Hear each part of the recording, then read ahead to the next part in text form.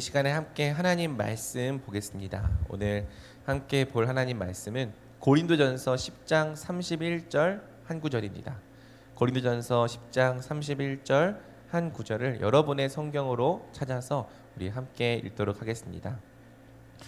그리고 이제 강의를 송출하면서 그 화면이랑 카메라랑 그 싱크가 안 맞는다는 얘기를 들었는데요. 미리 맞출 수 있는 시간이 없었었고 또 새로운 장비를 사용하느라 그 부분을 미처 고려하지 못했습니다. 여러분 그래서 싱크가 좀 안 맞더라도 감안하고 들어주시면 감사하겠습니다. 고린도전서 10장 31절 다 찾았으면 우리 함께 한 목소리로 읽겠습니다. 시작. 그런즉 너희가 먹든지 마시든지 무엇을 하든지 다 하나님의 영광을 위하여 하라. 아멘.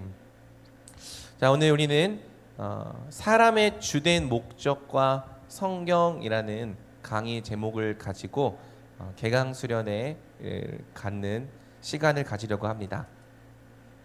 여러분들에게 미리 공지했지만 이 개강 수련회는 2학기를 준비하는 그런 목적도 있으면서 동시에 앞으로 2학기 동안 진행될 제자 훈련의 1강을 오픈 강의로 하는 것이기도 합니다.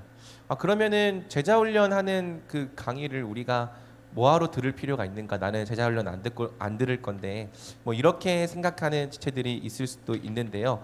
그렇게 생각하지 말고요. 1강에서 3강 3문, 그러니까 소율이 문답 제1문에서 3문까지는 우리 전체가 다 함께 알았으면 좋겠다라고 생각되는 부분이라고 할 수 있습니다. 그래서 여러분들이 과연 내가 2학기 때 어떤 목적을 가지고 살아야 하는가, 그리고 2학기를 넘어서 내가 평생토록 내 인생에 어떤 목적을 가지고 살아가야 하는가를 바로 오늘 이 강의를 통해서 좀 고민해 보는 시간이 되면 좋겠고요. 그래서 여러분들이 또 오늘 이 강의를 들으면서 내가 이 내용들을 좀 더 확실하게 또 분명하게 알고 싶다라는 마음이 든다면 제자 훈련에도 함께 지원하게 되는 그런 동기가 되는 수련회가 되면 좋겠습니다. 그러면 우리 그 강의안으로 바로 들어가 보도록 하겠습니다. 여러분들이 강의안들을 미리 받았을 텐데요. 그 강의안을 봐도 되고요. 또 전도사님이 보여주고 있는 이 화면을 같이 보면서 해도 좋을 것 같습니다. 이번 2학기 제자 훈련은 교리를 공부하려고 합니다. 잠시만요. 이게 설정이 됐죠?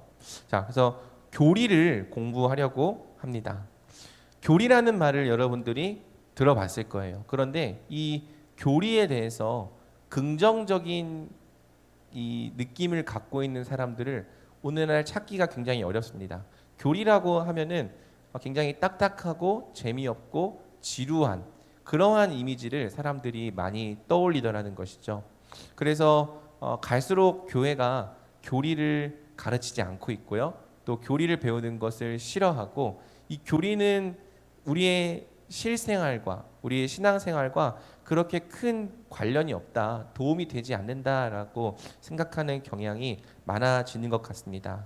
하지만 이제까지 2000년 기독교 역사 속에서 이 우리의 선배들이 가장 중요하게 여기고 또 가장 전수해주기 원했던 것이 바로 이 교리라고 할 수 있습니다.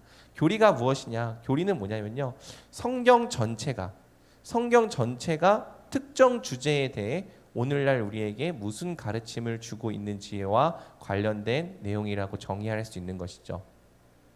그래서 제가 가끔씩 이제 여러분들로부터 이 카카오톡이나 전화로 여러분들의 신앙에 대한 질문을 받을 때가 있는데요. 여러분들이 대체로 전도사님에게 보내는 질문들이 다 교리적 질문이라고 할 수 있는 거예요. 왜? 어떤 주제에 대한 질문이기 때문이죠. 하나님은 누구십니까? 또 죄는 어떻게 생겨났습니까? 만약 하나님께서 살아계신다면 이 세상에는 왜 죄가 여전히 존재합니까? 왜 다른 종교는 진리일 수 없고 기독교만 진리입니까? 이런 질문들이 다 교리에 속한 질문들이라는 거예요. 그리고 이러한 질문들은 어떤 성경 본문 하나에서만 찾아질 수도 있지만 성경 전체가 가르치는 전체의 가르침에서 찾아질 때 그것에 대한 적절한 답변이 될 수 있는 것이죠.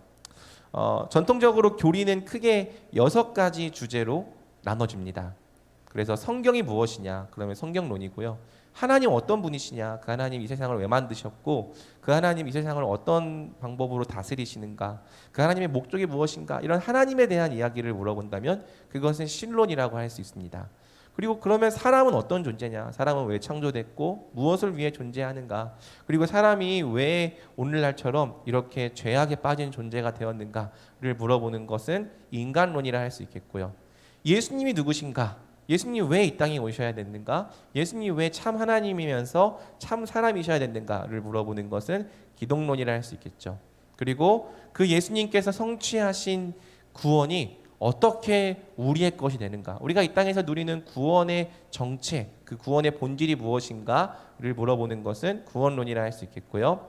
교회가 무엇이냐? 교회론. 그리고 마지막 때에 어떤 일들이 이루어질 것인가? 우리 개인의 마지막, 또 이 세상의 마지막 때에 어떤 일들이 있을 것인가를 물어보는 것은 종말론이라고 할 수 있습니다.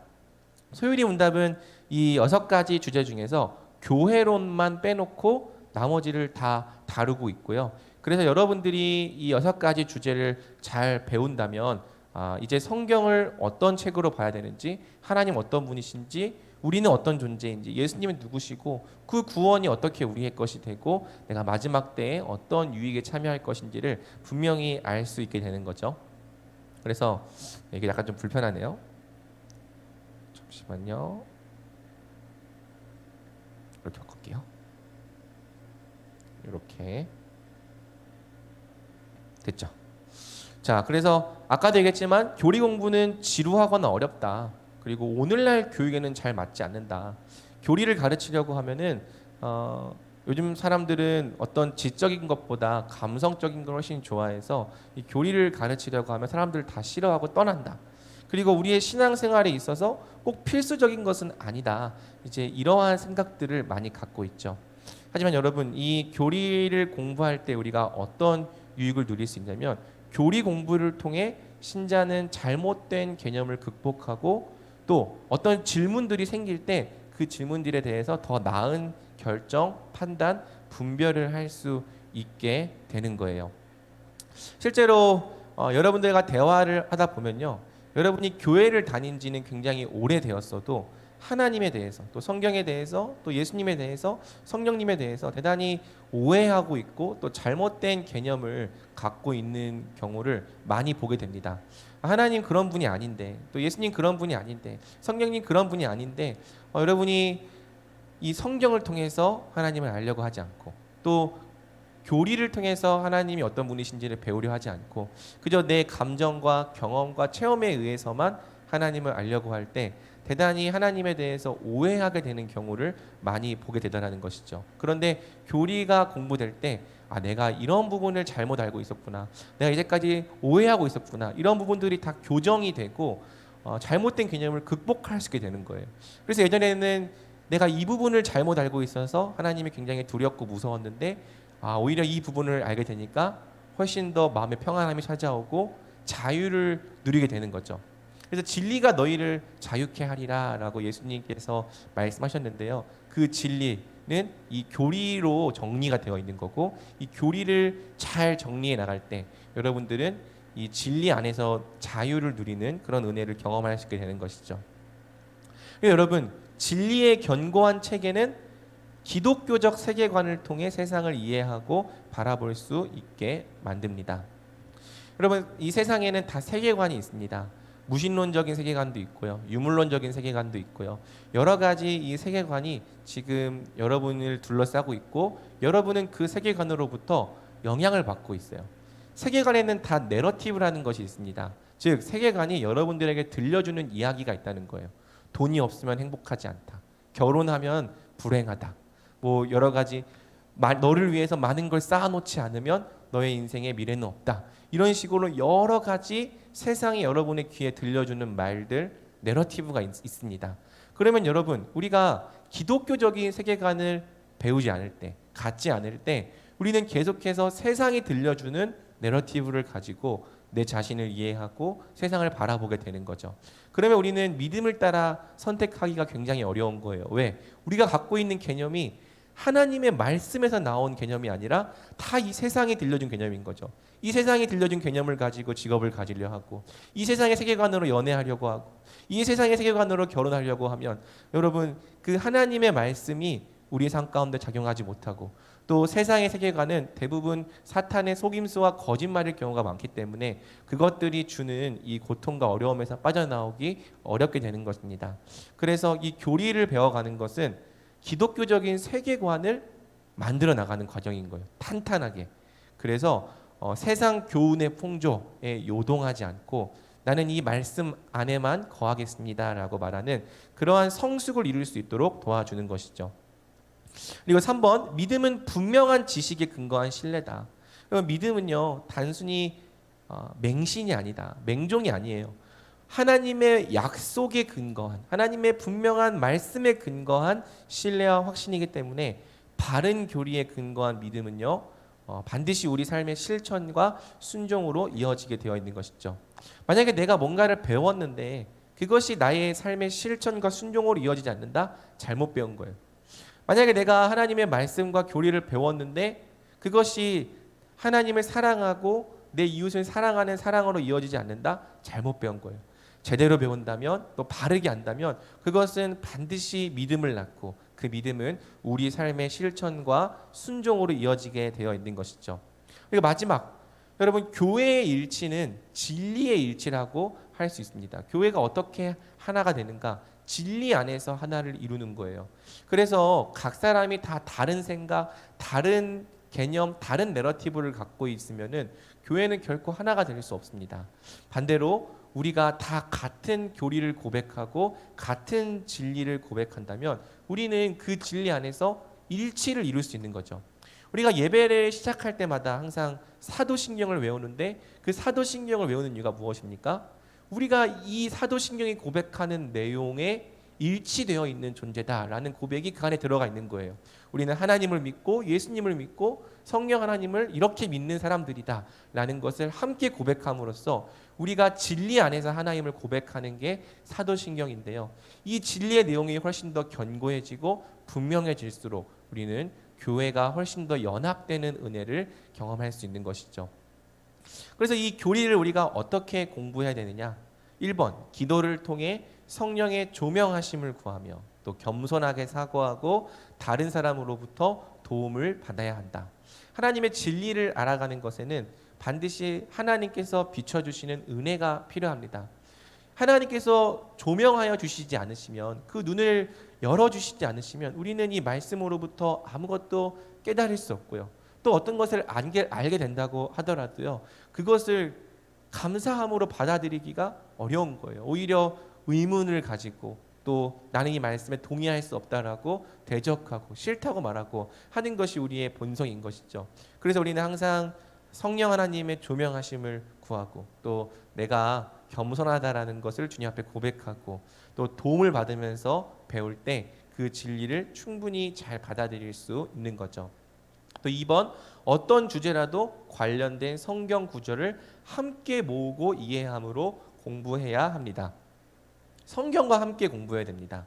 왜냐하면 성경을 떠나는 순간 우리는 하나님이 어떤 분이신지를 제대로 알 수가 없게 되기 때문이죠.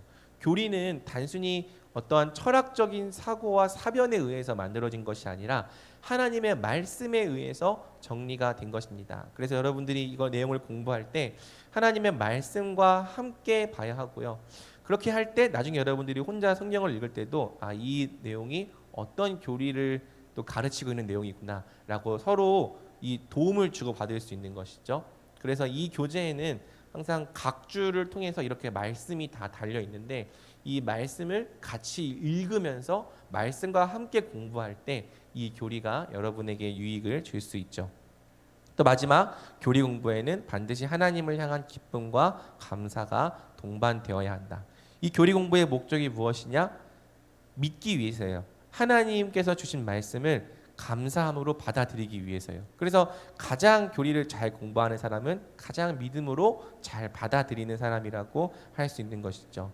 믿음으로 잘 받아들이는 만큼 우리는 풍성한 열매를 맺게 되는 것입니다. 그래서 우리가 이 교리를 어떻게 공부할 것이냐, 교리를 공부하는 방법은 많이 있죠.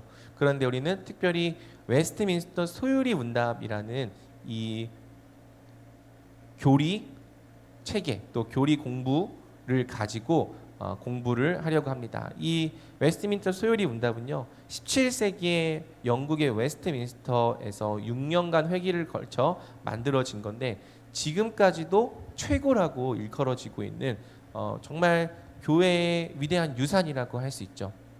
그래서 이 우리 교단은요, 이 웨스트민스터 신앙 고백서와 대소요리 문답을 신앙의 표준으로 삼고 있습니다. 한번 우리 이 총회 헌법 내용을 한번 같이 읽어볼까요?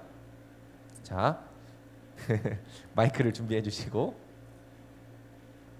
준비 시작. 대한예수교 장로회에서 특별히 웨스트민스터 신도개혁서와 성경 대소요리 문답은 성경을 밝히 해석한 책으로 인정한 것인즉 우리 교회와 신학교에서 마땅히 가르칠 것으로 알며 그 중에 성경 소요리 문답은 더욱 우리 교회 문답책으로 채용하는 것이다. 네, 아멘 할 뻔했네. 네, 말씀이 아니면 아멘하면 안 되죠. 자, 여러분, 우리 교단의 표준이다 이렇게 얘기를 하고 있는 거예요. 우리 교단은 이 웨스트민스터 신앙 고백서와 대소요리 문답을 성경을 밝히 해석한 내용으로 인정하면서 특별히 소요리 문답을 우리 교회 문답책으로 채용한다 이렇게 말하고 있는 것이죠. 아까 제가 교회가 하나를 이루고 또 진리 안에서 일치를 하는 방법은 다 진리를 통해서 한다 그렇게 얘기를 했습니다. 그러면 우리 대한예수교 장로회가 함께 진리 안에서 하나가 될 수 있는 방법은 무엇일까요? 바로 이 소요리 문답을 잘 배우고 공부하는 것이라 할 수 있는 거예요. 안타깝게도 오늘날 많은 교회에서 소요리 문답을 가르치지 않습니다. 그러니까요, 교단만 장로교이고 교단만 대한예수교 장로회인 거지 막상 우리 교단이 뭘 고백하는지 뭘 정말 하나님의 말씀이라고 인정하는지 아는 게 없는 거예요. 늘 성경과 떠나서 자기 생각대로 하나님을 알려고 하고 자기 생각대로 하나님을 믿으려 하는 거예요. 그리고 다 자기 생각대로 하나님을 생각하기 때문에 교회가 일치를 이루기 어렵고 또 한 방향으로 나아가기가 쉽지 않은 것이죠. 감사하게도 우리 교회는 지금 주일학교에서 초등부부터 고등부까지 소요리 문답을 가르치고 있죠. 제가 또 물어보니까 지금 청년 1교구에 올라온 지체들 중에서 소요리 문답을 잘 알고 있다라고 말하기는 쉽지 않다라는 얘기를 들었습니다. 그러니까 여러분, 이번 기회를 잘 사용해야 되는 거예요. 이것은 우리가 평생토록 사용해야 되는 여러분의 신앙의 자산이고 또 우리가 함께 고백해야 되는 신앙의 내용이라 할 수 있는 것이죠. 그래서 서론을 이제 이 정도까지만 이야기하고요. 이제 우리는 사람의 주된 목적이라고 하는 오늘 강의의 본론으로 들어가 보도록 하겠습니다. 자, 1문이 나와 있는데요. 이 1문은 기독교 역사상 정말 유명한 명문이라고 할 수 있죠. 여러분들 중에서도 이미 이 1문은 알고 있는 사람들이 있을 겁니다. 제가 질문을 하면 여러분들이 답변을 해주는 것으로 우리 함께 제 1문을 읽어보겠습니다. 제가 읽겠습니다. 사람의 주된 목적이 무엇입니까? 사람의 주된 목적은 영원토록 하나님을 영화롭게 하고 즐거워하는 것입니다. 네, 감사합니다. 아멘. 자, 그러면 우리 다 고등학교를 졸업을 했고요. 또 감사하게도 이 소요리 문답은 원문이 히브리어나 헬라어가 아니라 영어예요. 그래서 영어로도 한번 제가 질문을 하면 영어로 답변해 보겠습니다.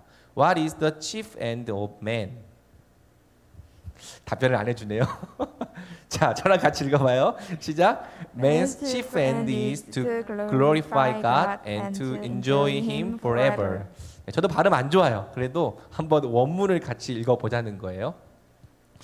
자, 사람의 주된 목적. 성경은 사람의 존재에 목적이 있다고 말합니다. 여기서부터가 불신자들의 세계와 또 무신론적인 세계와 갈라지는 지점인 거예요. 한번 이 표를 볼까요? 성경적 세계관은 무엇이냐? 진리가 있다. 절대적인 진리가 있다. 그러면 그 진리는 무엇이냐? 사람이 창조주에 의해 지음 받을 때 다른 피조물들보다 더욱 특별한 목적과 이유가 있게 지음받았다. 이렇게 얘기하는 거죠. 진리가 있다. 그리고 사람이 지음받은 목적이 있다.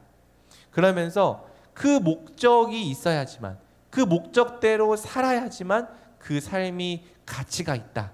이렇게 이야기하는 게 성경의 시작인 거예요. 반대로 현대의 무신론적 세계관은 어떻게 얘기합니까? 진리란 게 없는 거죠. 왜? 이 세상은 그저 우연히 존재하게 되었을 뿐인 거예요.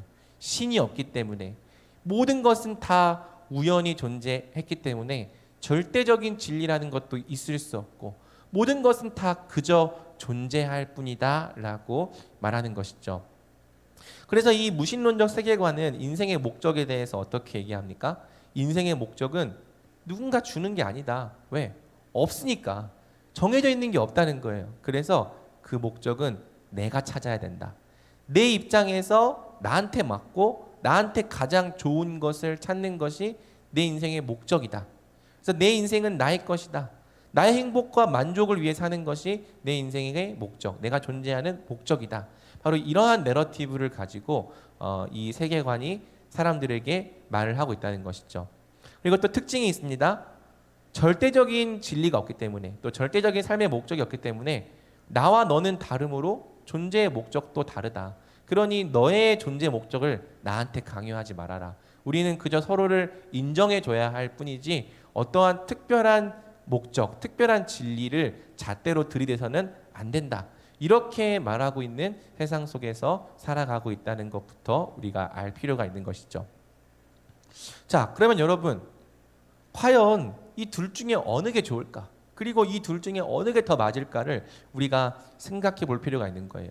1번, 모든 존재는 자신의 목적에 부합하게 살 때 가장 가치 있고 행복한 존재로 창조되었다.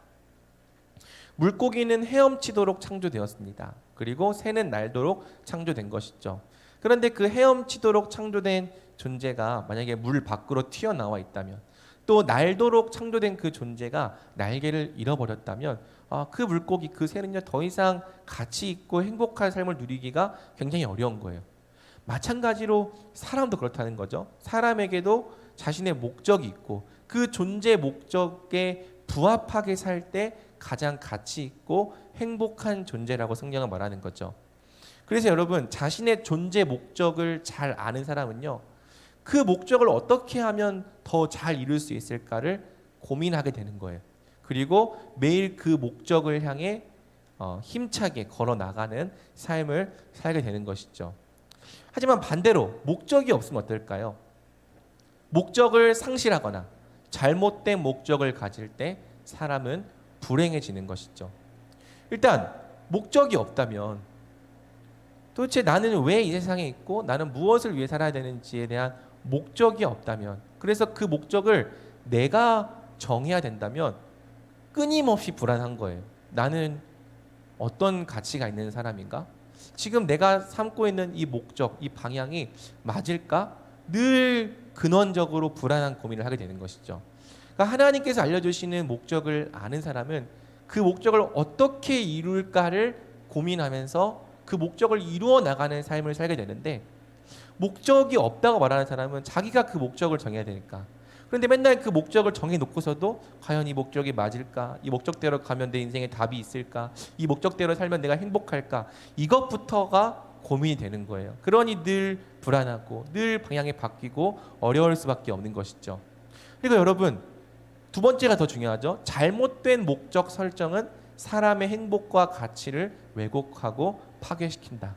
가끔 보면요, 사람들이요 목적에 대해서 고민하는 사람도 있지만 또 어떤 다른 것을 자기 목적으로 삼는 경우도 보게 됩니다. 예를 들어서 어떤 사람은 이렇게 생각하는 거죠. 내 인생의 목적은 돈이야. 그러면 어떻게 살아요? 돈을 위해서 사는 거예요. 돈을 버는 것이 자기 존재의 목적인 것처럼 사는 거예요. 그래서 돈을 위해 모든 것을 하고, 돈이 없으면 굉장히 자기의 존재 가치마저 사라져버린 것처럼 그렇게 생각을 하는 거죠. 어떤 사람은 쾌락이 내 인생의 목적이야 라고 생각해서 그 쾌락에 자기 몸을 던져요. 그래서 굉장히 문란한 삶을 살아가고 그 쾌락을 즐기는데, 이렇게 살아야지만 내가 행복한 것처럼 느껴지기 때문인 거죠. 또 어떤 사람은 성공, 어떤 사람은 일이 자기 인생의 목적이라고 생각을 해서 그것에 자기 인생을 던지는 겁니다. 어떤 사람은 연애, 어떤 사람은 사랑이 자기 인생의 목적이라고 생각해서 마치 이거를 잃어버리면 내 인생이 끝날 것처럼 그렇게 살아가는 거고요. 또 어떤 사람은요, 자기 자녀가 목적인 거예요. 내 자녀가 잘 돼야지만 나도 행복하다 해서 자녀에게 모든 것을 투영하고 자녀의 성공이 마치 자기 성공인 것처럼, 그게 내 인생의 목적과 행복인 것처럼 그렇게 살아가게 되는 것이죠. 그리고 여러분, 이렇게 우리의 인생의 목적에 영원하신 하나님이 아니라 다른 것들이 설정될 때, 성경은 이걸 우상이라고 하죠. 우상은 어떤 신상 만들어 놓고 엎드려 절하는 게 그게 우상이 아니에요. 하나님 외에 다른 것을 내 인생의 목적으로 삼을 때 그걸 우상이라고 말하는 거죠. 그리고 우상은 하나님이 아니기 때문에, 영원하지도 않고 불변하지도 않기 때문에 우리에게 행복을 줄 수 없는 거고요. 도리어 우리를 그것에 구속되게 만드는 거죠. 돈에 구속되게 만들고, 쾌락에 구속되게 만들고, 일에 구속되게 만들고, 성공에 구속되게 만드는 겁니다. 그러면 나는 이게 내 인생의 목적인 줄 알고 살았는데 막상 그것을 위해 살아가는 것이 별로 행복하지가 않은 거예요. 그리고 나의 존재 가치가 바로 이 우상 때문에 파괴되는 그런 아이러니한 일이 일어나는 것이죠. 그래서 여러분이 정말 행복하게 살고 싶다면 어떻게 해야 됩니까? 사람이 창조된 목적을 분명히 알아야 되는 거예요. 성경이 말해주고 있는 그 목적을 분명히 알아야 하고요. 그 목적을 위해 살아가는 것으로 우리는 가장 행복할 수 있는 존재라는 것을 믿는 것이죠. 왜? 우리가 어떻게 창조되었는지를 알 때, 그 우리 인생의 목적이 무엇인지를 알 때, 그 목적을 분명히 믿을 때 우리는 그 목적을 향해 달려나갈 수 있고, 또 그 목적은 진리이기 때문에 우리 인생에 참된 행복과 기쁨을 준다는 것입니다. 가장 가치 있고 영광스러운 삶은요, 내 인생에 목적이 없다라고 말할 때 나오는 것이 아니라, 내 목적은 내가 정해야 되는 거다라고 말할 때 나오는 것이 아니라, 하나님께서 정해주신 우리의 목적이 나에게 가장 좋은 것입니다라고 고백할 때 나온다는 것이죠. 자, 그리고 소열이 문답은요, 목적이라는 말 앞에 주된 chief라는 말을 덧붙입니다. 그래서 옛날 번역은요, 사람에게 제일된 목적이 무엇입니까? 이렇게 물어봤죠. 우리가 사람에게 주된 목적이 있다라고 말할 때 그것은 한 가지 목적만 있다라는 얘기와는 다른 얘기입니다. 주된이라고 하는 것은요, 사람에게 있어 가장 중요한 목적, 또 인생에서 추구해야 할 최선과 최고의 것이라고 말할 수 있는 거예요.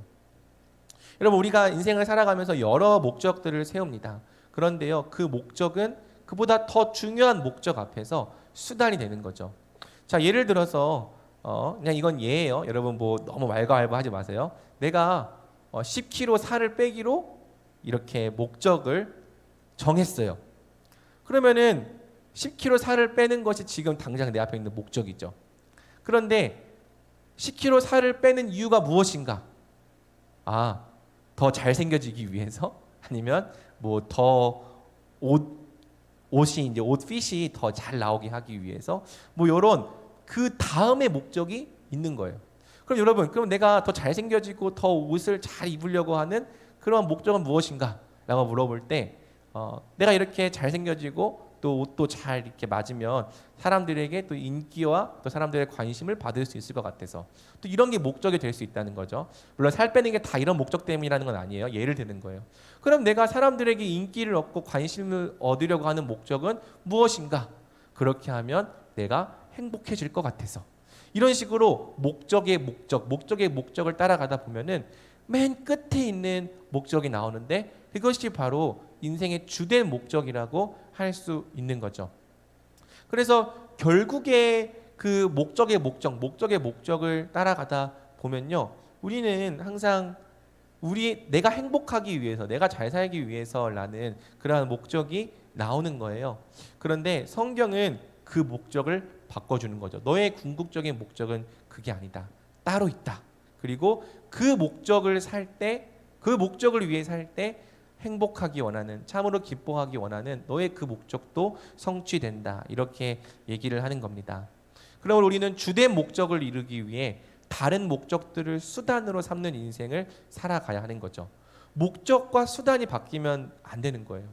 돈은 수단인 거지 여러분 인생의 목적이 아닌 거예요. 여러분이 일하는 것도 여러분의 더 주된 목적을 위해 성취하기 위해 있는 거지 여러분 인생의 궁극적인 목적이 아닌 거예요. 그런데 우리는 깜빡 정신을 놓고 보면은 그게 마치 내 인생의 주된 목적인 것처럼 살고 있을 때가 있는 것이죠. 그렇지 않습니다. 여러분 우리는 자꾸 깨어나야 되고요. 내 인생의 주된 목적이 무엇인가? 내 인생의 주된 목적이 무엇인가를 생각해야 하는 거예요. 그렇게 할 때 우리는 다른 우상들에 빠지지 않고 또 하나님이 아닌 다른 피조물들에 구속되지 않고 진정한 자유를 누리며 살아가는 삶을 살 수 있게 되는 것이죠. 자, 그러면 소요리문답 제1문은 사람의 제1된 목적, 주된 목적, 가장 궁극적인 목적이 무엇이냐라고 물을 때 그것을 이렇게 대답합니다. 하나님을 영화롭게 하는 것이다. 아멘. 하나님을 영화롭게 하는 것이다. 하나님께 영광을 돌리는 것이다. 이것이 바로 사람의 주된 목적이다라고 설명하는 거죠. 하나님은 자신의 영광을 위해 우리를 창조하셨습니다. 그래서 우리 존재의 주된 목적, 우리가 이 세상에 있는 이유 역시 하나님을 영화롭게 하는 것이다라고 성경은 말하고 있다는 거예요. 그런데 여러분, 이 내용을 여러분들이 지금 저한테 처음 듣지 않았을 겁니다. 우리는 교회에 와서 매주 하나님의 영광을 위해 살아야 돼, 하나님을 영광을 위해 살아야 되라는 말을 이미 듣고 있는 거죠.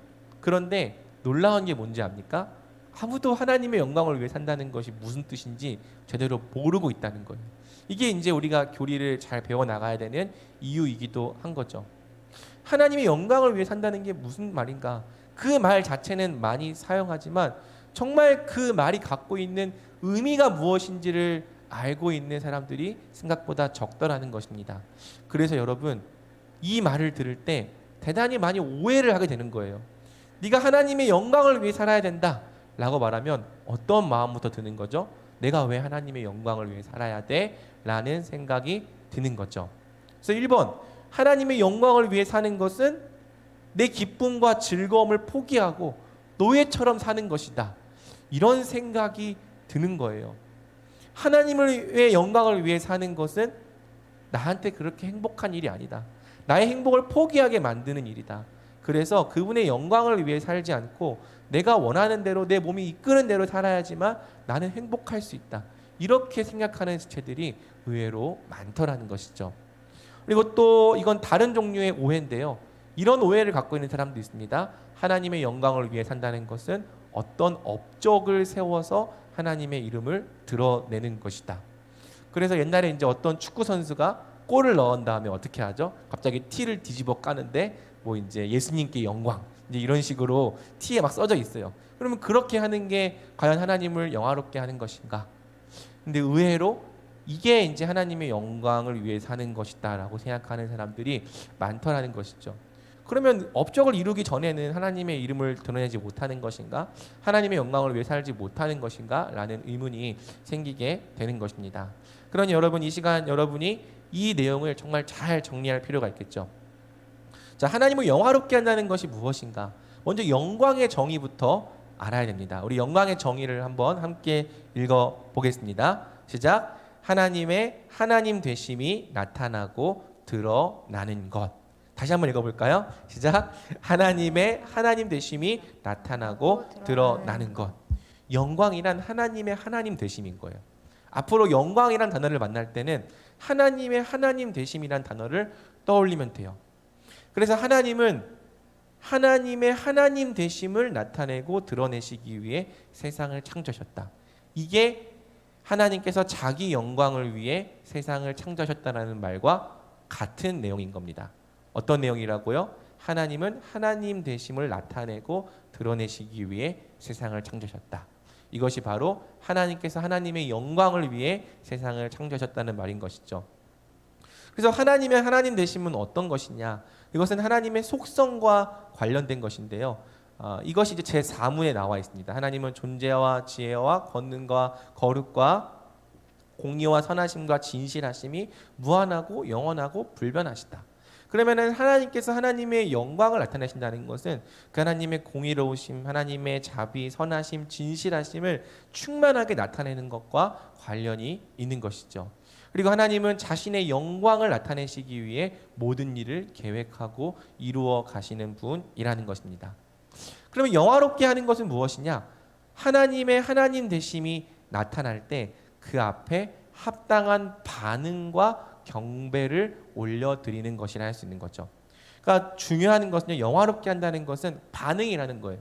하나님의 하나님 되심이 나에게 드러날 때, 나타나고 알려질 때, 그분이 얼마나 선하신지, 그분이 얼마나 진실하신지, 그분이 얼마나 아름다우신지, 그 하나님의 하나님 되심이 우리 가운데 나타나고 드러날 때 그 앞에 합당한 반응과 경배를 올려드리는 것, 이것이 바로 영화롭게 한다라는 말의 정의인 것이죠. 그래서 한번 이 예를 들어봤는데요, 정말 최고의 피아니스트가 선사하는 연주회, 요즘 여러분 또 밴드 음악을 좋아할 수 있으니까 최고의 기타리스트가 선사하는 연주를 생각해 본다고 합시다.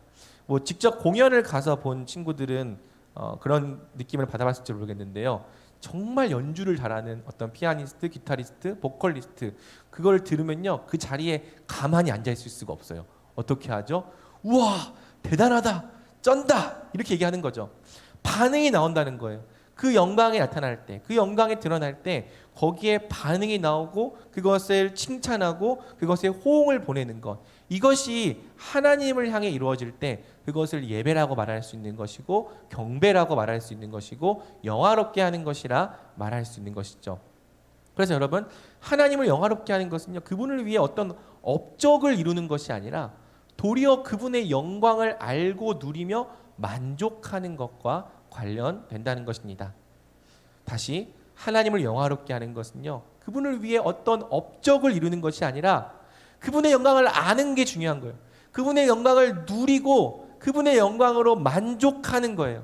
여기서 터져 나오는 반응이 하나님을 영화롭게 하는 거예요. 그래서 볼까요? 하나님은 우리가 그분의 영광을 풍성히 맛보고 경험하며 그것에 대해 찬양과 감사와 사랑의 반응을 올려드릴 때 가장 크게 영광 받으신다. 우리가 하나님의 영광을 맛보고 누리는 만큼 하나님은 영광 받으시는 거예요. 우리가 뭘 해서 영광 받으시는 것이 아니라, 우리가 단지 예배 자리에 나왔다고 하나님 영광 받으시는 것이 아니라, 우리가 하나님의 영광을 누리고 기뻐하고 만족할 때 하나님께서 영광을 받으신다는 거죠. 반대로 우리가 만약에 예배에 나와 있으면서 또 하나님을 위해 뭔가를 한다고 하면서 그분을 아는 것도 없고, 그분을 누리는 것도 없고, 그분 때문에 만족하는 것도 없고, 그분 때문에 기뻐하는 반응도 없다면 그것이 어떤 종교적인 모양이 되었든 하나님을 전혀 영화롭게 하지 못하는 것이라 할 수 있는 것입니다. 존 파이퍼라고 하는 미국의 유명한 신학자이자 목사님은 이렇게 얘기했어요. 우리가 하나님 안에서 가장 크게 만족할 때 하나님께서 우리 안에서 가장 크게 영광을 받으신다. 굉장히 여러분의 이 개념이 혁명적인 패러다임의 전환이 되면 좋겠어요. 아, 이게 진짜 하나님을 영화롭게 하는 거구나. 하나님을 아는 것, 하나님을 맛보고 하나님을 누리고 그분의 사랑, 그분의 아름다우심, 그분의 선하심에 내가 기뻐하며 반응하는 것이 하나님을 영화롭게 하는 것이구나. 그리고 이렇게 정의할 때 우리는 질문해 볼 수 있는 거죠. 과연 내가 정말 제대로 하나님을 영화롭게 하는 삶의 예배가 내 인생에 몇 번이나 있었을까? 우리는 예배라는 모습으로 모이고 있지만은 어쩌면 하나님을 전혀 영화롭게 하지 않는 모습으로 예배를 드렸을 수 있고, 또 그런 모습으로 신앙생활을 해왔을 수 있는 것이죠.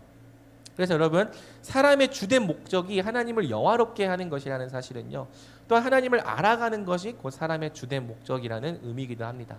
하나님께서 사람을 만드신 이유, 그래서 생육하고 번성하고 충만해서 이 땅을 정복하라고 하신 이유는 하나님을 알아가게 하신 거죠. 하나님을 알아가면서, 와, 우리 하나님 정말 위대하신 분이구나, 우리 하나님 정말 찬양 받으실 만한 분이구나, 하나님의 하나님 되심을 알아가는 것, 그래서 그분을 만족하는 것, 그분을 영원토록 영화롭게 하는 것이 우리 인생의 주된 목적이라는 거예요. 그리고 4번, 하나님을 영화롭게 하는 것은 우리 삶의 전 영역에서 일어나야 하는 하나님께 대한 반응인 것이죠. 우리 고린도전서 10장 31절 같이 함께 말씀을 읽어보도록 하겠습니다. 시작. 그런즉 너희가 먹든지 마시든지 무엇을 하든지 다 하나님의 영광을 위하여 하라. 아멘. 하나님을 영화롭게 하는 것은 단지 예배 시간에만 국한된 일이 아니라 도리어 우리는 삶의 전 영역에서 하나님을 예배하고 그분의 선하심을 맛보며 그분을 영화롭게 하는 삶을 살아가야 하는 것이죠. 이게 임마누엘인 거예요. 늘 하나님과 동행하면서 삶의 모든 영역에서 하나님을 맛보고 경험하고 그분의 임재와 은혜를 체험하며 그분께 감사하며 살아가도록 우리는 부르심을 받은 거죠. 삶의 가장 우선된 목적은 하나님의 영광, 하나님과 동행하는 것, 하나님을 알아가는 것이 되어야 하는 것입니다. 그래서 우리가 주기도문으로 고백할 때 하늘에 계신 우리 아버지여 이름이 거룩히 여김을 받으시오며 그분의 이름이 거룩히 여김 받고 또 나라가 임하옵시며 하나님의 나라가 이 땅에 이루어지길 기도하고 또 뜻이 하늘에서 이루어진 것 같이 땅에서도 이루어지리이다. 나의 삶 가운데 이루어지리이다. 하나님 영광 받으시는 것이 내게 있어서 가장 중요한 목적입니다 라고 우리는 그렇게 고백하는 것입니다.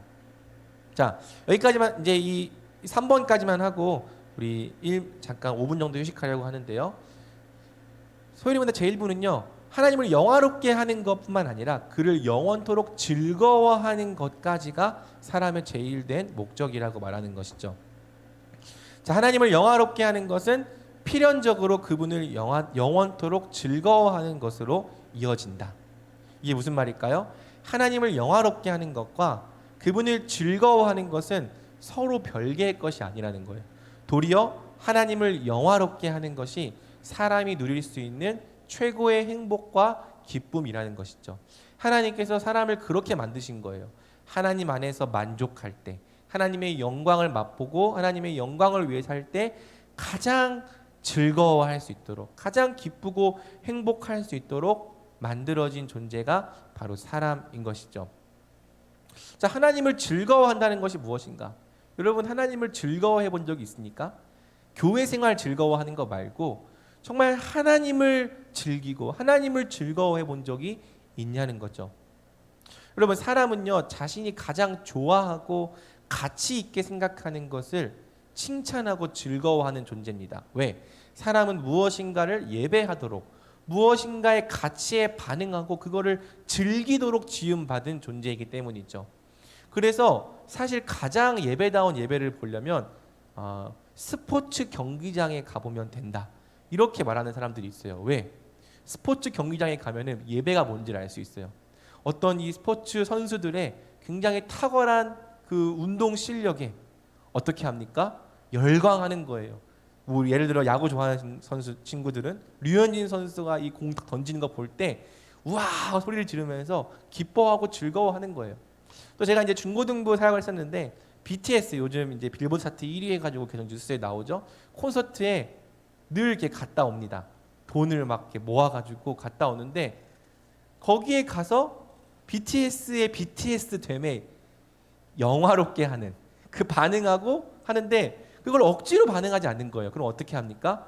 너무너무 기뻐하고 즐거워하면서 그 가치를 향유하는 거죠. 또 연인도 그럴 수 있죠. 가장 좋아하는 그 연인을 칭찬하고 야, 너 내 여자친구 봤냐? 얼마나 예쁜지 아냐? 그 콧대가 얼마나 어떡한지 아냐? 뭐 맨날 물어보지도 않았는데 그 여자친구에 대한 이야기를 하는 거예요. 이렇게 사람은 자기가 좋아하는 대상, 자기가 가치 있게 생각하는 대상을 칭찬, 이 칭찬이 프레이즈죠. 찬양인데 찬양하고 즐거워하도록 지음받은 존재이고요. 이 어떤 존재를 찬양할 때, 경배할 때, 영화롭게 할 때 거기서부터 즐거움을 느끼는 거죠. 그래서 하나님을 즐거워하는 것은요, 그분의 무한한 가치와 선하심 그리고 아름다우심을 마음껏 향유할 때 당연히 나타나는 결과라는 것입니다. 그리고 하나님의 영광을 즐거워하는 자는 더더욱 그 영광을 위해 살아가게 되는 것이죠. 제가 이 원리를 중고등학생들을 가르치면서 봤어요. BTS를 좋아하는 그 친구들은요, BTS의 영광을 위해 살아가더라는 거죠. 돈을 BTS를 위해 모으는 거예요. BTS 앨범을 사는데 사용하고요. 또 엄마가 이제 요번에 전교에서 몇 등 하면은 BTS 콘서트 보내준다고 했다고요. BTS를 위해서 그렇게 열심히 공부를 하는 거예요. 왜? 자기가 가장 가치 있게 여기고 가장 사랑하는 대상이 BTS니까. 그러면 그 대상을 내가 너무 기뻐하고 즐거워하기 때문에 그것을 위해 살아가는 삶이 누가 시키지 않더라도 당연스럽게 자연스럽게 튀어나오더라는 거죠. 그런데 여러분, 우리는 하나님을 즐거워하지 못하니까 별로 하나님을 즐거워하는 삶을 살아가지를 못하는 거예요. 하나님이 내 인생의 가장 큰 가치가 아니기 때문에, 그분의 아름다우신 그분의 선하심을 내가 누려본 적이 없기 때문에 그 영광을 위해 살아간다는 게 도대체 무엇인지 감조차 잡지 못하는 것이죠. 하지만 반대로 우리가 그분의 아름다우신 그분의 영광을 한 번이라도 맛본다면, 그분의 선하심을 맛보아 알게 된다면, 우리 누가 시키지 않아도 그 영광을 위해 살아가게 되는 겁니다. 우리 인생에 먹든지 마시든지 모든 것이 다 하나님의 영광을 위해 살아가게 되는 일이 벌어지는 것이죠. 우리 하나님은요, 류현진 선수보다 훨씬 더 가치 있으신 분인 거예요. 우리 하나님은요, 물론 BTS가 빌보드 차트 1위 했지만 BTS보다도 훨씬 더 매력적인 분이신 거예요. 그러니 우리가 그 하나님을 진짜 제대로 알기만 한다면, 그분을 맛볼 수 있다면, 그분을 영화롭게 할 수 있다면 우리 인생에 있어서 가장 기쁨과 행복이 누려지게 되는 것이죠. 그래서 이렇게 하나님을 영화롭게 하는 것과 더불어 여러분을 영원토록 즐거워하는 것이 우리가 지음받은 목적이라는 것을 여러분이 믿으시기 바랍니다. 우리는 영원토록 하나님의 하나님 되심을 기뻐하고 즐거워하는 존재로 창조된 거예요. 영원히 가치 있고 무한히 아름다우시고 변하지 않으시는 분은 하나님 한 분밖에 없는 겁니다. 그러니 만약 우리가 인생을 살아가면서 하나님을 즐거워하지 못하면요, 우리 인생의 목적, 가치, 사람이 누릴 수 있는 최고의 행복을 다 잃어버린 거예요. 이 세상 사람들이 왜 행복하지 못합니까? 또 그리스도인이라고 말하면서 왜 행복하지 못합니까? 하나님을 기뻐하지 못하기 때문인 거죠. 하나님을 즐거워하지 못하기 때문인 거죠.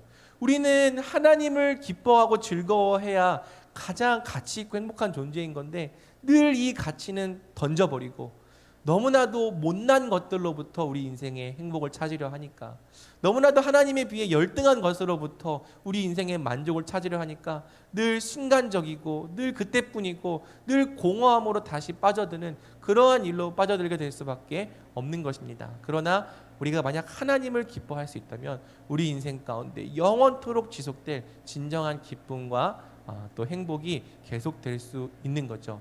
이것을 믿느냐? 이것에 동의하느냐? 사람의 제일된 목적이 하나님을 영화롭게 하는 것과 그분을 즐거워하는 것이라는 것을 당신이 믿느냐? 여기서부터 진짜 그리스도인인가 아닌가가 갈려지는 거예요. 우리가 2학기 때 또 우리의 평생을 어떻게 살아갈 것인가라고 방향을 정할 때, 하나님의 영광을 위해 살 것인가, 아니면 다른 것들로부터 행복을 추구하는 삶을 살 것인가, 여러분은 다 이 싸움, 이 선택의 기로에 놓여 있는 것이죠. 그래서 마지막 이 그림을 보고 우리 한 5분 쉬겠습니다. 이 그림을 잘 기억해 보세요. 하나님의 무한한 영광과 선하심, 아름다우심은 사람이 누릴 수 있는 최고의 행복과 기쁨이다. 그분이 그분의 영광을 위해 일하실 때, 그분이 그분의 하나님 되심을 나타내실 때, 그것이 우리에게는 최고의 행복과 기쁨인 거예요. 그리고 그 기쁨과 행복을 누리고 맛보고 만족하는 자는요, 어떻게 살아갑니까? 하나님의 영광에 반응하여 그에 합당한 찬양과 경배를 돌리고 그분의 영광을 위해 살아가게 되는 것입니다. 이것이 계속 반복되는 거예요. 이 땅에서도 이러한 삶이 반복되어야 되는 거고요, 천국에 갔을 때도 이러한 삶이 영원토록 반복되는 것이죠. 우리 인생의 주된 목적이 가장 온전한 모습으로 이루어지는 것입니다. 자, 그러면은 우리 여기까지 하고요. 11시 5분까지 잠깐 휴식하는 시간, 5분 휴식하는 시간을 갖도록 하겠습니다. 그럼 화면을 바꿔주세요.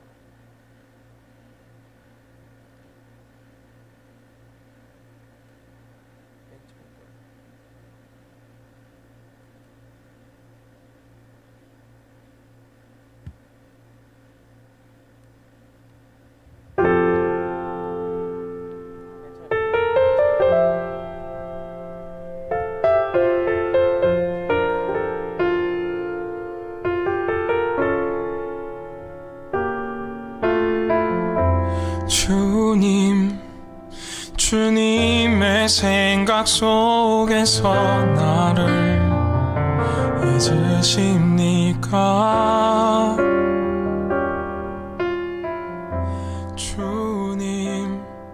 주님의 얼굴을 언제까지 숨기십니까?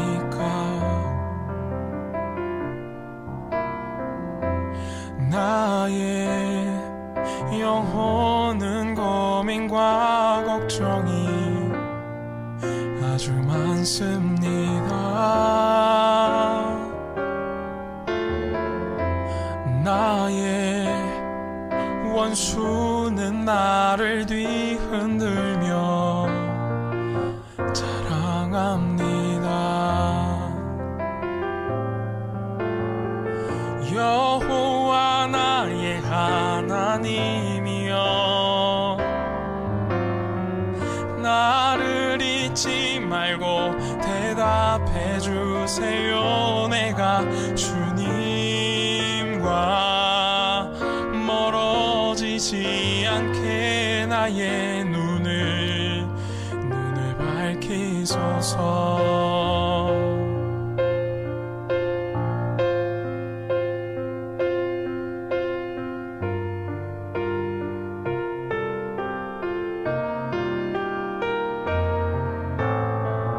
여호와 나의 하나님이여,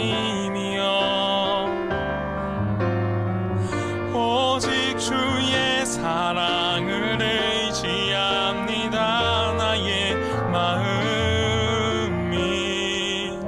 주님의 구원을 기뻐하니 나를 밝히소서. 여호와 나의 하나님이여, 나를 잊지 말고 대답해 주세요. 내가 주님과 멀어지지 않게 나의 눈을 밝히소서. 나의 눈을 밝히소서.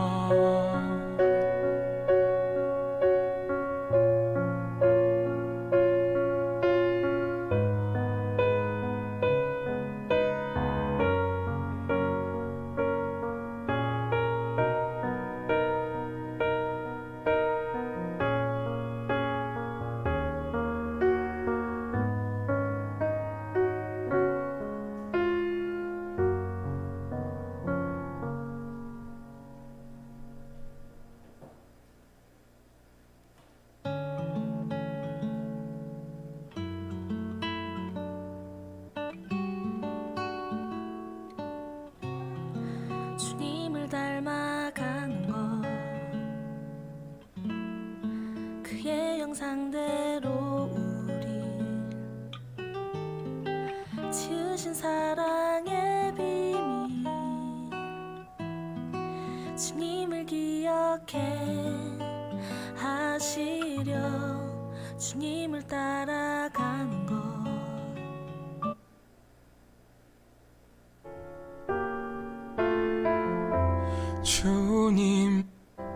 주님의 얼굴을 언제까지 자랑합니다. 여호와.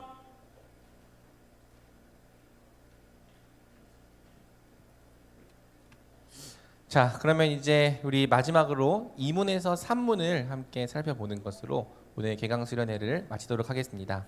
제가 2문을 질문을 하면은 여러분들이 답변을 해주는 것으로 우리 함께 보겠습니다.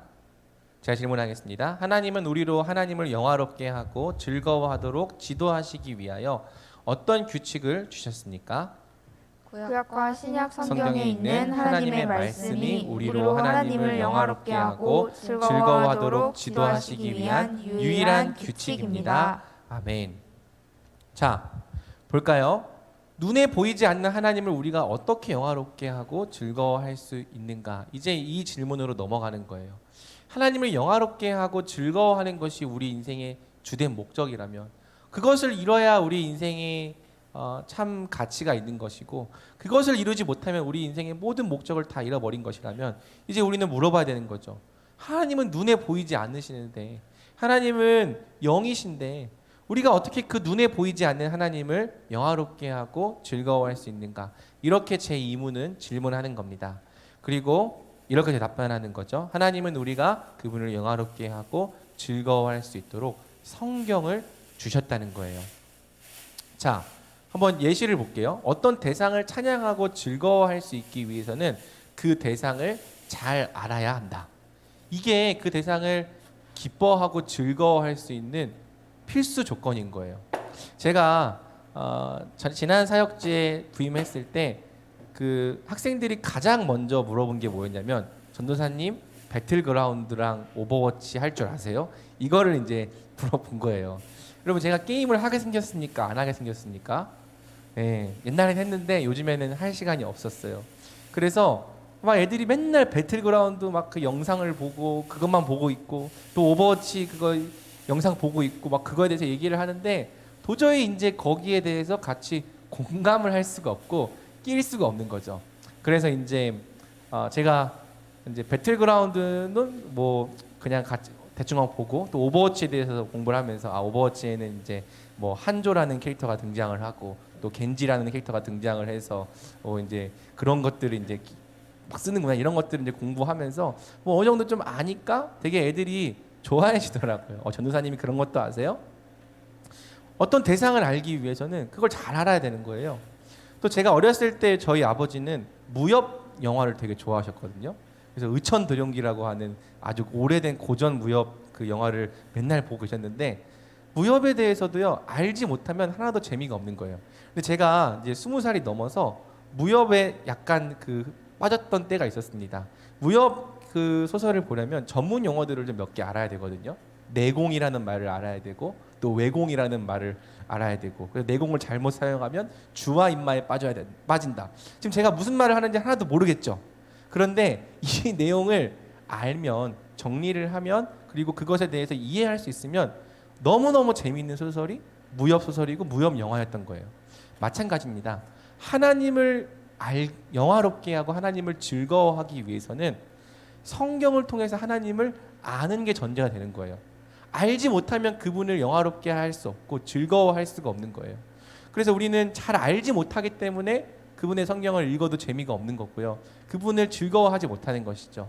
하지만 아까 제가 얘기했던 것처럼 몇 개의 단어, 몇 개의 등장인물, 몇 개의 기본 개념을 알게 되었을 때 그것을 내가 충분히 잘 알고 즐길 수 있게 되는 것처럼, 성경도 우리가 잘 배우기만 한다면, 잘 알기만 한다면 이것을 통해서 하나님을 즐거워할 수 있도록 주어진 책이라는 것을 우리가 믿을 필요가 있는 것입니다.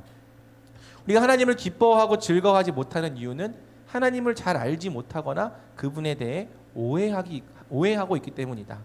그러니까 잘 모르면요 그분을 즐거워하기가 어려운 거예요. 그리고 오해하고 있어도 그분에 대해서 즐거워하기가 어려운 것이죠. 하나님을 생각할 때 말씀을 통해서 하나님을 알기보다 늘 나의 감정, 또 느껴지는 체험에 의해서 하나님이 늘 나에게 있어서 무서운 분으로만 여겨질 때, 또 내가 좋아하는 것, 내가 사랑하는 것들을 뺏어가는 분처럼 여겨질 때, 내가 11조 안 했다고 나의 건강을 뺏어가시고 우리 가정을 막 치는 이제 이러한 하나님으로 여겨지게 될 때 그분을 즐거워하기가 어려운 거예요. 왜? 하나님에 대해서 오해하고 있기 때문에. 그래서 여러분, 하나님은 그분 자신이 어떤 분이신지를 우리에게 알려주신 겁니다. 이거를 계시라고 하는 것이죠. 하나님은 깨달음과 득도, 또 사람의 노력과 사색 및 경험을 통해서 알 수 있는 분이 아닌 거예요. 물론 어느 정도 그분의 속성에 대해서 알 수 있습니다. 왜냐하면 하나님께서 일반 계시라는 걸 통해서 하나님이 어떤 분이신지 알 수 있는, 그래도 최소한의 계시를 주고 계시기 때문이죠. 그런데 만약에 우리가 성경을 통해서 하나님을 알려고 하지 않고 어떤 깨달음, 득도, 사색, 경험, 체험을 통해서 하나님을 알려고 하는 순간 어떻게 되는 거예요? 하나님에 대한 수많은 오해 가운데 빠지게 되는 거예요.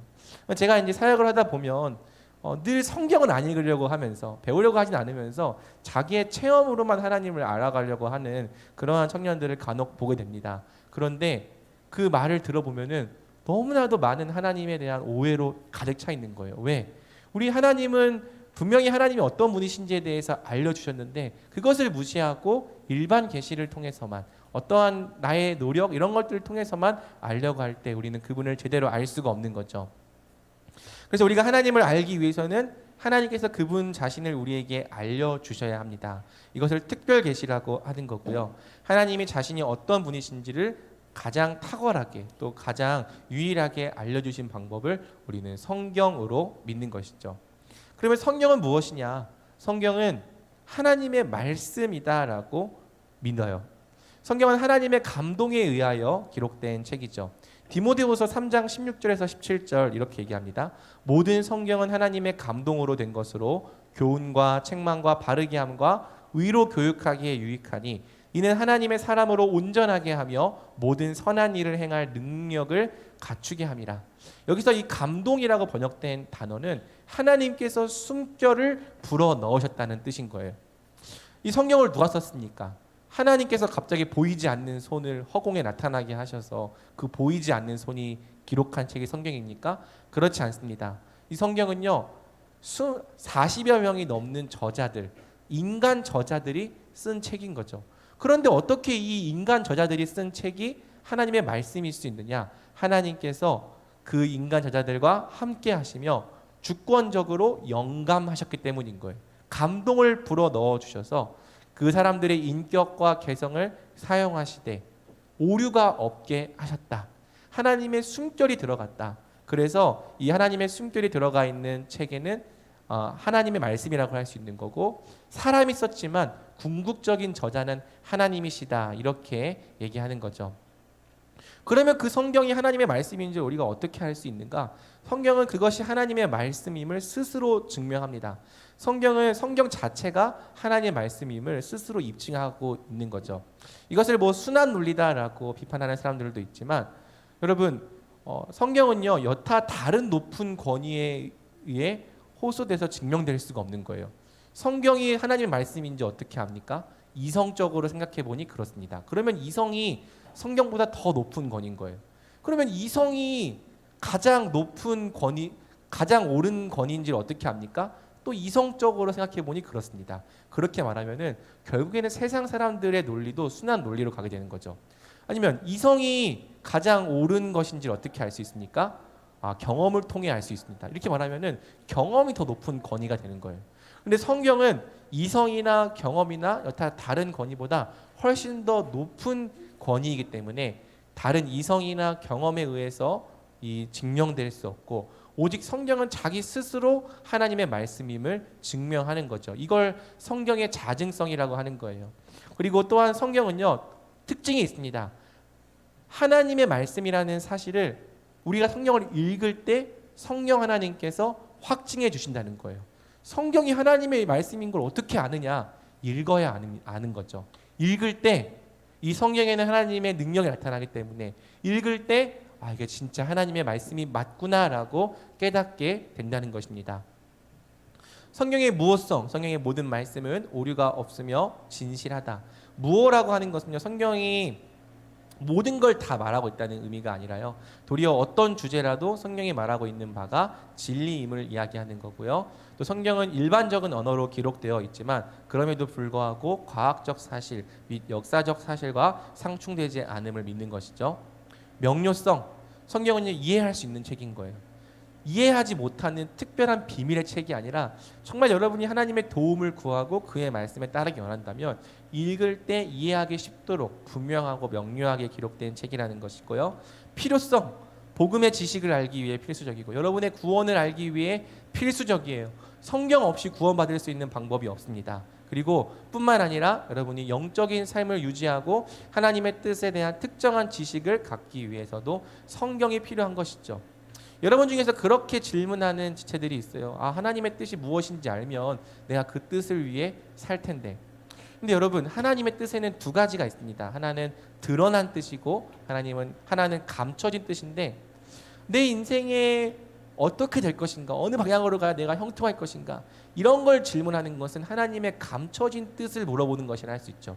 그런데 감춰진 뜻은 말 그대로 감춰진 뜻인 거예요. 하나님께서 우리에게 알도록 허락하신 영역이 아닙니다. 그러면 하나님께서는 우리가 어떤 뜻을 알고 순종하기를 원하시는가? 드러난 뜻, 꼭 성경을 통해서 드러난 뜻에 우리가 알고 순종하기를 원하시는 거죠. 그리고 우리가 성경을 통해 명백히 드러난 그 뜻에 순종하며 살아갈 때 하나님의 감춰진 뜻도 성취되도록 하나님 그렇게 하신 겁니다. 그런데 우리는 늘 드러난 뜻에는 관심 없고 드러난 뜻에는 순종하려 하지 않고 감춰진 뜻만 물으려고 하는 거죠. 이것은요, 하나님을 어떤 점쟁이 취급하는 것이라 다름이 없는 거예요. 왜? 하나님으로부터 뭔가를 알아내서 화를 피하고 복을 위해 살아가려고 하는 그런 동기에서 우리는 물어보게 되는 거죠. 여러분이 진짜 하나님을 사랑한다면, 그분의 뜻에 순종하기 원한다면 감춰진 뜻에 집중하는 것이 아니라 이미 드러난 성경의 뜻에 순종해야 하는 것입니다. 그렇게 할 때 여러분을 향한 하나님의 감춰진 뜻도 성취되어져 가는 것을 경험할 수 있는 것이죠. 성경이 필요하다고 했어요. 왜? 성경이 없이 우리는 하나님이 어떤 분이신지를 제대로 알 수가 없습니다. 여러분, 오늘날에는요, 아니 오늘날뿐만 아니라 2000년 기독교의 역사상 성경이 없이도 하나님을 알 수 있다고 말하는 사람들이 늘 있어 왔어요. 어떤 경험과 체험, 또 나는 직통 계시를 받는다를 통해서 성경이 없이도 나는 하나님을 알 수 있다고 말하고요. 마치 성경을 통해서 하나님을 알려고 하는 사람들을 열등하게 취급하는, 너네는 문자를 가지고 하나님을 아느냐? 나는 하나님의 음성을 직접 들어, 이렇게 말하는 사람들이 2000년 역사 가운데 계속 있어 왔던 거죠. 그런데 여러분, 그 결과는 항상 이단으로 빠지는 거였어요. 성경이 없이 하나님을 알고자 하는 모든 노력은요, 결국 하나님을 우리 마음대로 바꾸고 오해하는 결과로 이어지는 것이죠. 왜? 우리의 마음은요, 늘 하나님을 바꾸려고 하는, 하나님을 우상으로 바꾸려고 하는 그러한 죄성이 심어져 있기 때문입니다. 이 세 가지 예시가 들어있는데요, 우리 미가의 신상과 여호와 바알이라고 되어 있는 걸 한번 볼게요. 사사기 17장 1절에서 6절 말씀을 한번 보겠습니다. 저랑 여러분이랑 번갈아 가면서 읽도록 합시다. 에브라임 산지에 미가라 이름하는 사람이 있더니 그의 어머니에게 이르되 어머니께서 은 1,100을 잃어버리셨으므로 저주하시고 내 귀에도 말씀하셨더니 보소서 그 은이 내게 있나이다. 내가 그것을 가졌나이다 하니 그의 어머니가 이르되 내 아들이 여호와께 복받기를 원하노라 하니라. 미가가 은 1,100을 그의 어머니에게 도로 주매 그의 어머니가 이르되 내가 내 아들을 위하여 한 신상을 새기며 한 신상을 부어 만들기 위해 내 손에서 이 은을 여호와께 거룩히 드리노라. 그러므로 내가 이제 이 은을 내게 도로 주리라. 미가가 그 은을 그의 어머니에게 도로 주었으므로 어머니가 그 은 200을 가져다 은장색에게 주어 한 신상을 새기고 한 신상을 부어 만들었더니 그 신상이 미가의 집에 있더라. 그 사람 미가에게 신당이 있으므로 그가 에봇과 드라빔을 만들고 한 아들을 세워 그의 제사장으로 삼았더라. 그때에는 이스라엘의 왕이 없으므로 사람마다 자기 소견에 옳은 대로 행하였더라. 자, 미가의 은신상 이야기인데요, 보면은요, 신앙적인 표현이 다 들어가 있어요. 내가 내 아들을 위해 한 신상을 부어 만들기 위해 내 손에서 이 은을 여호와께 거룩히 드리노라. 여러분, 신상을 만드는 것부터가 사실은 하나님의 법에 어긋나 있는 건데 이걸 내가 거룩하게 드리노라. 그리고 지금 이 말씀에는 없지만 신상을 세워놓고 또 자기 마음대로 제사장을 삼아서 뭐라고 말하냐면 내가 이렇게 신상도 만들고 제사장도 삼았으니까 여호와께서 내게 복 주실 거다. 미가가 이렇게 말하는 거죠. 여러분, 말씀이 없이는 이렇게까지 떨어지는 거예요. 하나님께서 가장 싫어하는 방법, 또 하나님께서 가장 미워하시는 방법을 대로 하나님께 나아가면서 근데 내 아들이 여호와께 복받기를 원하노라. 마치 이것이 하나님께서 기뻐하시는 일인 것처럼 착각하고 그렇게 행동하는 일이 벌어지는 거죠. 말씀을 통해서 하나님 알지 않을 때, 말씀을 통해서 하나님 믿으려 하지 않을 때 우리는 하나님을 우상으로 바꾸고 마치 우상처럼 섬기게 되는 것입니다. 그리고 이제 호세아 2장 16절에서 17절은 더 심각한 일이 벌어지는데요, 한번 같이 읽어볼까요? 여호와께서 이르시되 그날에 네가 나를 내 남편이라 일컫고 다시는 내 바알이라 일컫지 아니하리라. 내가 바알들의 이름을 그의 입에서 제거하여 다시는 그의 이름을 기억하여 부르는 일이 없게 하리라. 여러분 16절을 보면은 여호와께서 이르시되 그날에는 네가 나를 다시는 바알이라 일컫지 않게 만들 것이다. 이렇게 나오는데요. 이게 무슨 얘기냐면요. 바알이라고 하는 것이 고유 명사로는 바알이라고 하는 어떤 우상을 지칭하는 말이지만 일반 명사로는 남편이란 뜻이 있습니다. 주 남편. 그런데 지금 이 호세아는 북이스라엘이 멸망하기 20년 전에 있었던 이 선지자거든요. 북이스라엘이 멸망하기 20년 전에 어떤 수준까지 갔냐면 우리가 하나님을 믿는데 그 하나님이 우리의 주님이시지 않냐, 우리의 바알이시지 않냐. 그러니까 결국에는 바알이랑 여호와 하나님은 같은 분이다라는 수준까지 떨어진 거예요. 여러분 어떤 일인지 알겠어요? 바알이 곧 하나님이고 하나님이 곧 바알이다. 이렇게까지 혼동하는 수준으로 간 거예요. 그래서 마치 바알을 섬기고 있는데 하나님을 섬기고 있는 것처럼 착각하고 있고요. 하나님을 섬긴다고 말하면서 바알을 섬기듯이 섬기는 그러한 수준까지 떨어졌던 것이죠. 그래서 여러분 북이스라엘이 멸망할 수밖에 없었던 겁니다. 하나님은 하나님의 이름과 바알조차 혼동하지 못하는 이러한 완벽한 우상 숭배, 무지의 상태로 떨어진 이스라엘을 멸하실 수밖에 없었던 것이죠. 여러분 성경이 없이 하나님을 알고자 하면요, 하나님을 내 마음대로 바꾸는 거예요. 바알이 마치 하나님인 것처럼 착각하게 되는 거예요. 실제로 하나님이라고 부르지만은 그 하나님은 성경이 계시하는 진짜 참 하나님이 아니라 우리가 만들어낸 우상의 하나님, 우리가 원하는 대로의 우리의 입맛대로의 하나님이 되어가는 일들이 계속해서 벌어지는 것이죠. 성경이 없으면 교회는 타락할 수밖에 없고 교회는 우상 숭배로 전락할 수밖에 없는 것입니다. 그래서 여러분 제 이문은요, 성경은 우리가 하나님을 영화롭게 하고 즐거워하기 위한 유일한 규칙이라고 말하는 거예요. 규칙이다, 룰이다, 이것이 규범이다. 우리는 오직 하나님이 정하신 방법을 통해서만, 하나님이 알려주신 방법을 통해서만 그분을 영화롭게 할 수 있다는 것이죠. 여러분 우리가 연애를 하면서도요, 상대방의 룰을 알지 못하면 상대방을 기쁘게 하지 못합니다. 우린 이렇게 말하죠. 이거 다 내가 널 사랑하기 때문에 한 일이야. 근데 자기가 생각해서 내가 널 사랑하기 때문에 한 일이야, 그래 너는 기뻐해야지, 이렇게 말하는데 막상 사랑받는 사람은 기쁘지 않아요. 왜? 그 사람이 나의 룰을 존중해주지 않기 때문에. 내가 뭘 좋아하고 내가 뭘 싫어하는지 내가 요구하는 것은 하나도 지켜주지 않으면서 자기 마음대로 해놓고 이건 다 너를 사랑하기 때문에 한 일이야 말한다 할지라도 그것을 전혀 기뻐하지 못하는 거죠. 우리의 연애 또 부부 사이에서도 이런 일이 일어나는 거예요. 그런데 하나님과 우리 관계 사이에서도 하나님의 룰을 알지 못하면 우리는 그분을 영화롭게 할 수 없는 거죠. 하나님께서 우리에게 요구하시는 바가 무엇인지를 알지 못하면, 그리고 그분이 가장 싫어하고 미워하시고 가증 여기는 것이 무엇인지 알지 못하면 우리는 하나님께서 가장 싫어하시는 일을 너무 당연스럽게 하면서도 내가 이것을 했으니 하나님께서 내게 복 주시겠지, 아까 그 미가처럼 그런 말을 하게 되는 것입니다. 실제로 오늘날 우리 조국교회가 너무나도 이러한 수준으로 많이 내려가 있는 것이죠. 성경을 잃어버린 게 이렇게 심각한 문제로 떨어질 수 있는 일이라는 거예요. 그래서 이번 하나님이 원하시는 참된 경건과 정당한 예배는 오직 성경을 기준, 규칙, 규범으로 삼을 때만 가능하다. 종교개혁 당시 로마 카톨릭은요, 성경을 떠나서 교황의 권위 또 교회의 전통을 훨씬 더 강조했습니다. 그러니까 교황의 말이 곧 하나님 말씀인 거예요. 면죄부를 만들어 팔아라. 그렇게 하면은 연옥에 있는 너의 부모님과 너의 조상들이 구원받을 것이다. 성경에 없는 얘기예요. 그런데 성경에 없는 것들을 막 만들어내가지고 그것을 가지고 이야기할 때 우린 다시 성경으로 돌아가겠다라고 해서 일어났던 운동이 종교개혁인 거죠.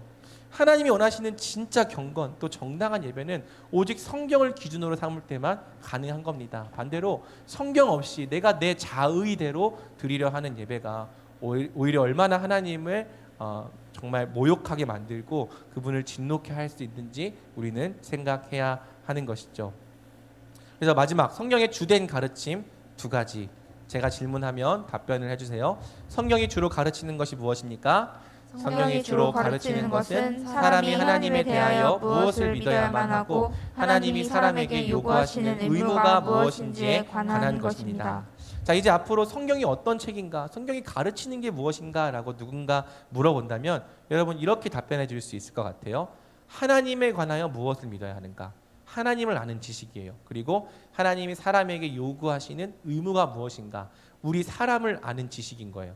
그래서 하나님이 어떤 분이신지를 알고 그 하나님께서 우리에게 무엇을 요구하시는지를 가르쳐 주는 책이 바로 성경인 거죠. 그래서 가로 1번, 사람이 하나님에 관하여 믿을 것이 무엇인가? 참된 믿음을 위해서는 반드시 바르고 하나님에 관한 참된 지식이 필요하다. 그리고 성경은 우리가 하나님에 관하여 알아야 할 모든 것을 충분히 계시하고 있다. 가로 2번, 하나님께서 사람에게 어떤 의무를 요구하시는가? 참 신앙은 그 믿음의 대상이 요구하는 것을 듣고 행하는 것이다.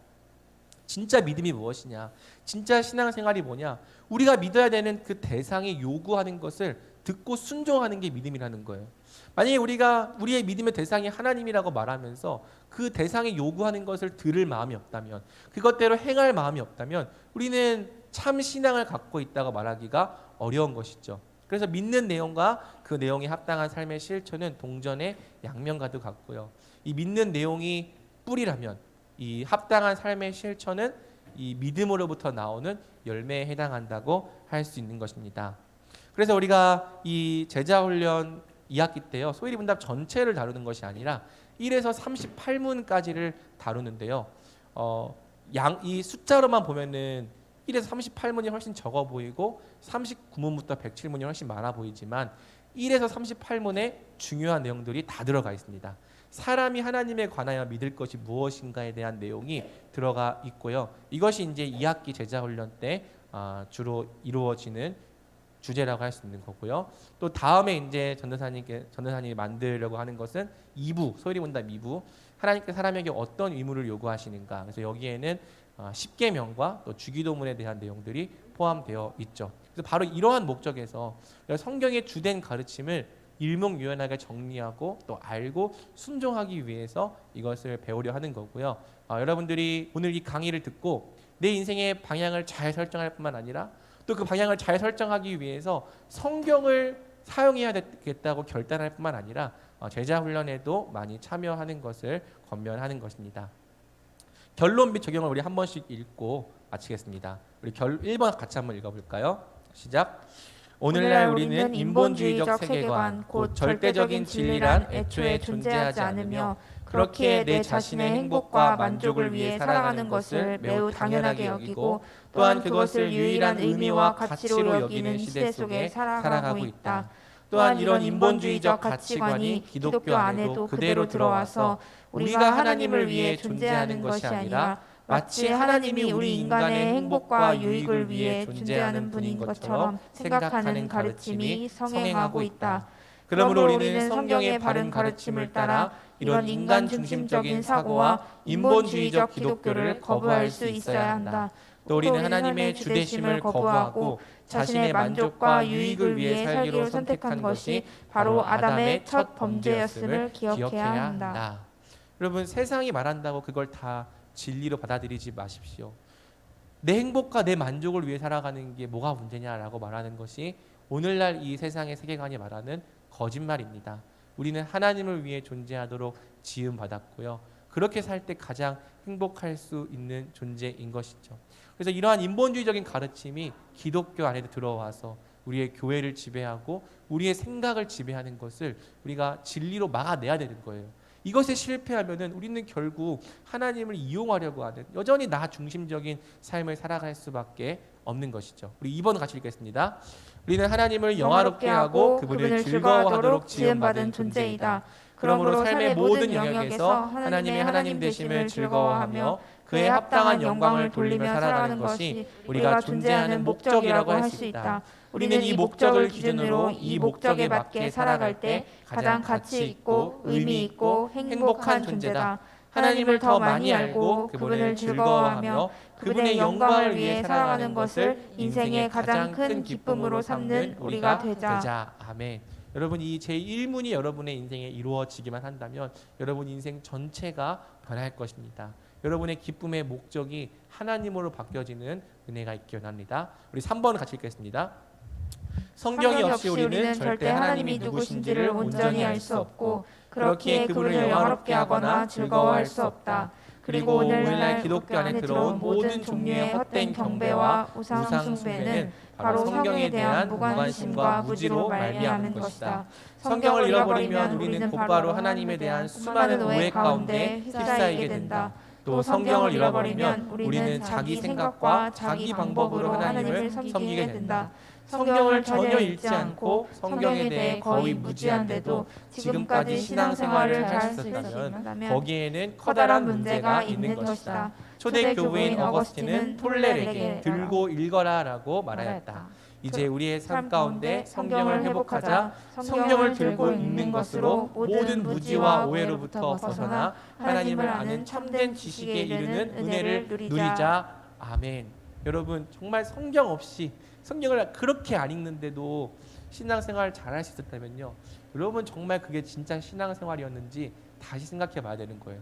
하나님께서 하나님을 즐거워하고 알아갈 수 있도록 주신 유일한 규칙은 성경밖에 없습니다. 성경이 없이는 우리는 종교생활을 하게 되는 거예요. 그러니 여러분이 2학기 동안에 하나님을 영화롭게 하는 것을 여러분 인생의 주된 목적으로 삼는다면, 그러면 그 목적을 어떻게 성취하며 살아갈 수 있겠습니까? 늘 똑같은 말을 한다고 생각할 수도 있겠지만 성경밖에 없는 거죠. 여러분 성경을 들고 읽으십시오. 꺼내서 들고 읽으십시오. 다시 결단해서 들고 읽으십시오. 묵상할 뿐만 아니라 공부하고 연구하십시오. 그래서 이 성경을 통해서 하나님이 어떤 분이신지를 분명히 알아가고 즐거워하는 은혜를 여러분이 누릴 수 있게 되길 주님의 이름으로 축복합니다. 그리고 이 제자 훈련에도 많이 참여함으로써 여러분이 큰 은혜를 누리는 그러한 은혜가 있기를 간절히 소망합니다. 자, 이렇게까지 해서 우리 강의를 마치려고 하고요. 우리 잠깐 같이 기도하는 시간을 가지려고 합니다. 들은 말씀을 가지고 우리가 기도하려고 하는데요. 정말 내가 내 인생의 주된 목적이 무엇이었는지, 내가 무엇을 위해 살아왔는지를 다시 생각해 보게 만들고, 내가 진짜 하나님을 영화롭게 하고 즐거워하는 삶을 살았는지를 여러분이 이 시간 고민해 보면 좋겠어요. 내가 사랑하는 대상은 그렇게 좋아하고 그것을 위해서 돈과 시간을 사용하는 것을 아끼지 않았는데, 하나님을 위해서 시간을 내고 하나님을 위해 살아가는 것은 그렇게 인색하고 도저히 예배를 드리면서도 하나님을 즐거워할 줄 모르는 그런 이상한 신앙생활을 하고 있었던 것이 바로 내가 아니었는지, 정말 내가 내 인생의 주된 목적을 이루고 있었는지, 그래서 회개하면서 주님, 이제는 내가 정말 하나님을 알고 하나님을 영화롭게 하며 하나님을 즐거워하는 삶을 살아갈 수 있게 해달라고 기도하고요. 또 그 삶을 위해 주신 성경을 이제는 진짜 사랑할 수 있도록, 이제는 정말 들고 읽을 수 있도록, 무지와 오해로부터 벗어나 정말 하나님을 알고 붙들고 신뢰하고 사랑하며 살아갈 수 있도록 그러한 은혜를 우리에게